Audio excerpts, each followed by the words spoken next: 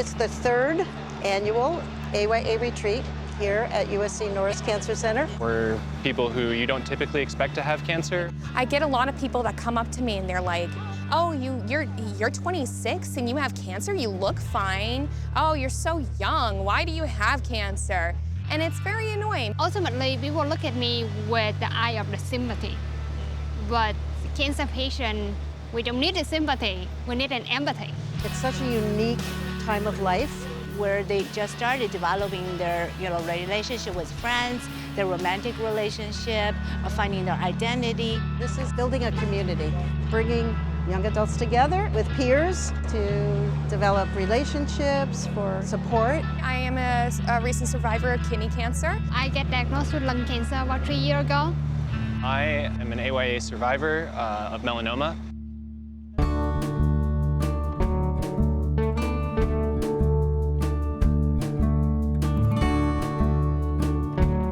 I didn't know anybody else my age with cancer for 2 years after I was diagnosed. There was no AYA program where I was living, and so I was basically me by myself, which kind of sucked. Kind of a primary goal is to make sure that people feel that they belong somewhere. I'm looking forward to mostly making new friends, making great connections with people who are going through the same experiences right now. I know some people who are just going through it now, and if I can give them any of the support that I wasn't able to get, that would be awesome.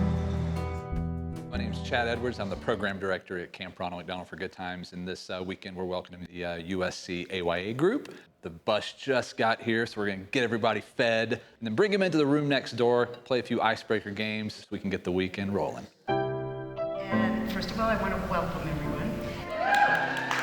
We have optional group activities, and you can also choose nothing and relax in your cabin. Introduce yourself. Hey, I'm Chad. Nice to meet you, Campy. Are there any of these that speak to you that you say, work? Yes, she's the flosses daily, and she has traveled to another country. Sign her name on both of those spots. Count how many squares you had someone sign. If you have 15, stay standing. 19, 23. Whoa! All right, we got 3 here. 24. Oh, our 3 winners. Well done. These are only 24 things. There are an infinite number that you might have in common with each other, so try to continue this throughout the weekend. We're gonna go move into cabins, and we'll all meet over at the campfire to fire that up, have some s'mores.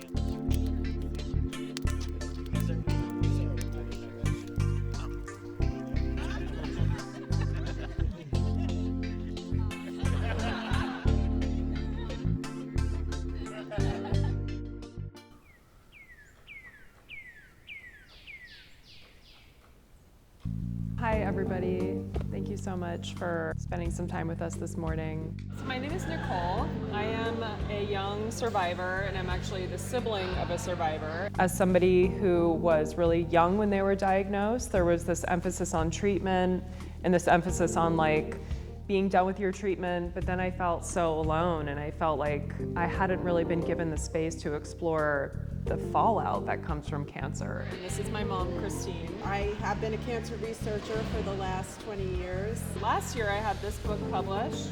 It's called Wakeful Night, and it's a book that guides somebody who's either dealing with a diagnosis or has a loved one with a diagnosis, kind of explore cancer-related losses and the opportunities for what I call illumination. I wanted to lead you guys through an exercise around ritual. I think ritual is a really powerful way to mark a new beginning, to let go, to share publicly or with your loved one something that's really important to you. Fire is also a really amazing tool for ritual. It's associated with cleansing and purification. We'll also be creating a beautiful little object that we're all going to later on together throw into the fire to sort of mark where we are and honor our intention.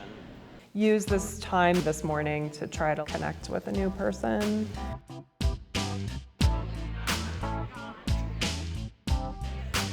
Biggest band in the world at the time. I know, it's crazy, you've never heard of us. We're in a band called Moon Tower, and since we graduated, we've been touring all over the world-ish. We're all here because we're interested in writing music or just how writing music works. For people who want to write, hopefully maybe we can help kind of dissecting how pop songs are written, and then we'll break into groups and we'll write a song. It's really cool that you could hear the, what is it, a hawk or something. My name's Cindy Tomlinson. I'm Ariel Tomlinson, and I'm here as her caregiver daughter. Cancer has become our family. I've done it twice, so I'm kind of a overachiever. The song Rockstar by Post Malone is actually written in a traditional Beatles song form. Pop music hasn't changed very much in the last 70 years. There's something so empowering about community. As different as we are, how much we are the same, and people coming together to understand each other's stories. Are you emoting something that feels honest to you? And if it feels honest to you, it'll feel honest to other people. Be true to yourself. Go through it how you see fit, and no one can really tell you how you will handle that news, but I would say you will handle it. Use your verses for that really deep, specific life experience, and use your choruses for that big general message. Try not to tell them, oh, it'll get better, or, those types of comments. It's black days we fell on. Be with them in their sorrow or their pain. Show me how to handle the pain. Then show them the light. Crack a joke or, do something that kind of brings them back out of their darkest place. That's great.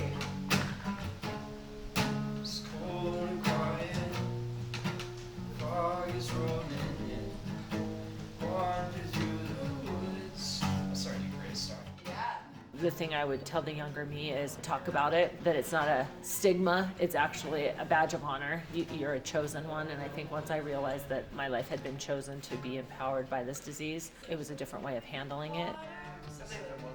They said there was no water. It's so great. Get to catch up with a lot of friends and do some music writing section. Oh yeah, I make this. Yay! So I write a love letter here, and I gonna burn it tonight. Kind of a ritual thing. To let go of something.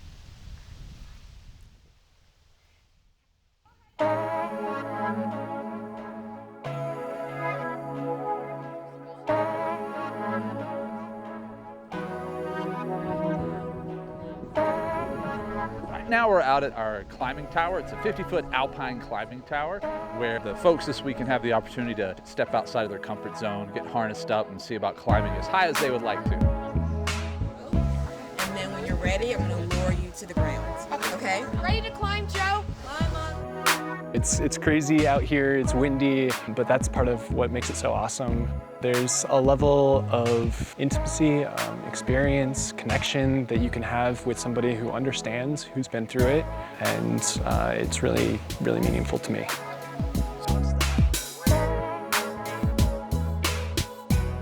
So far, it's been great. I just climbed the tower and, didn't know what to expect, but the way I tried to see it was like treatment.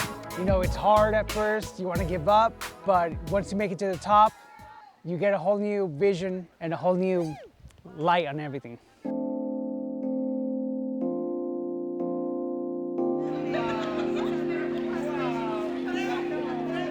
I'm John Rudnitsky. I'm Jake Nordwind. And we are comedians.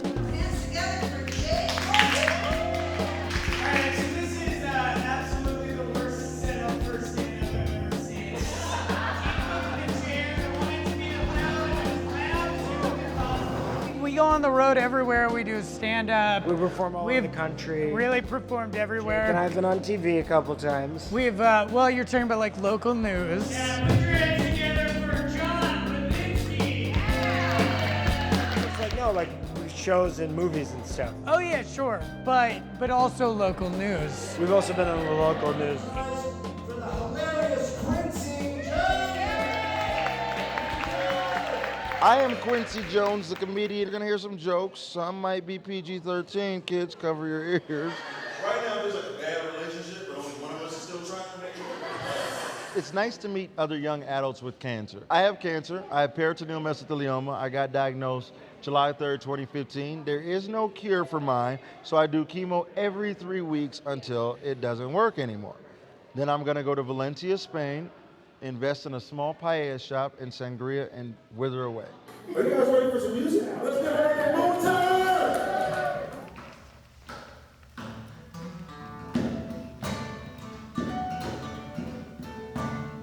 A lot of times cancer elicits feelings of like what we grew up as a kid. Like you hear cancer, like your grandma has cancer. And now to be out here, you see people functioning, being active. You see NFL players getting cancer and bouncing back. It's good to be around here with other young adults with cancer who are actively fighting it and meeting other people, different advocates, nurses, doctors. It's really informative. Take care of each other and take care of yourself.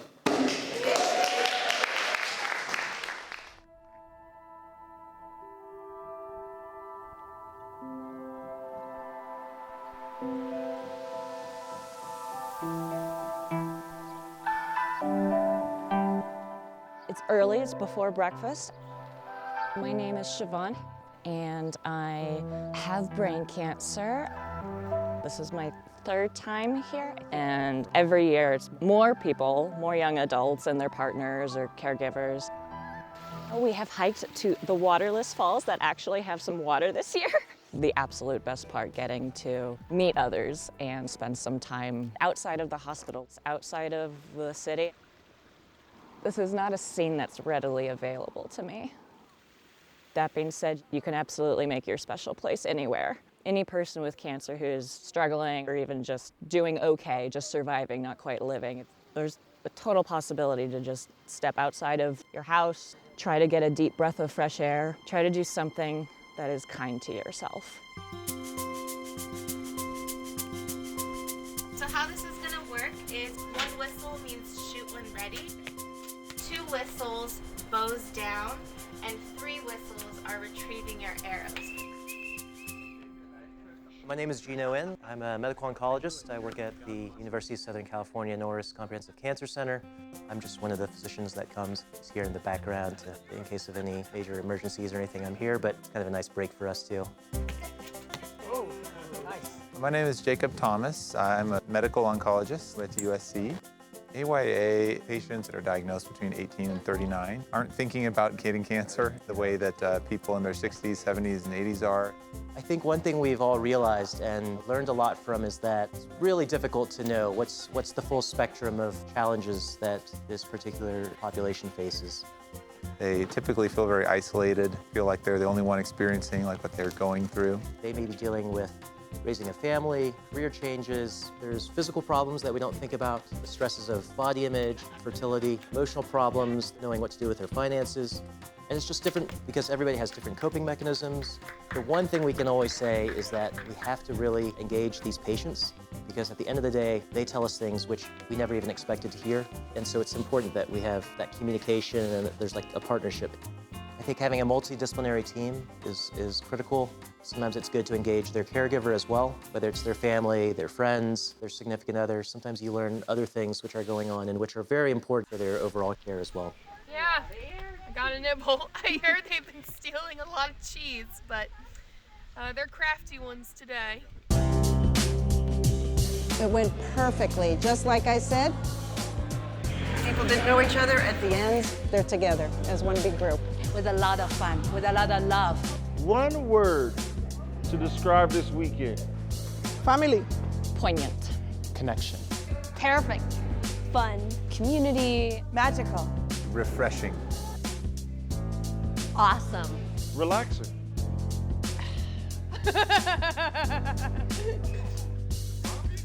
Okay, let's get the sun. Let's get here in the sun. I need all the beautiful faces here, guys. I'm gonna block the tiny kids real quick.